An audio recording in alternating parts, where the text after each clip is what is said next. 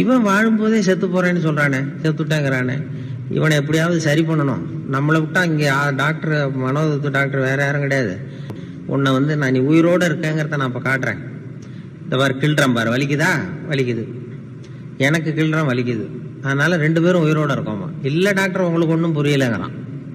என்னென்னமோ பண்ணி நான் பேசிக்கிட்டு இருக்கேன்டா, நான் பேசுறேன், நீ பதில் சொல்ற, அதனால 2 பேரும் உயிரோட இருக்கப்பா அப்படின்னா, அதெல்லாம் உங்களுக்கு ஒன்றும் தெரியல டாக்டர், நான் செத்துட்டேன் டாக்டருங்கிறான்.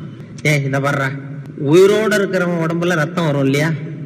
வரும் டாக்டர், ஒத்துக்கிறேங்கிறான். இந்த பார் அப்படின்னு அவர் தன்னுடைய கையிலேயே ஒரு குத்து குத்துனாரு ஊசியால, ரத்தம் வந்தது. பாத்தியா, ரத்தம் வருது. நான் உயிரோட இருக்க, ரத்தம் வருதா?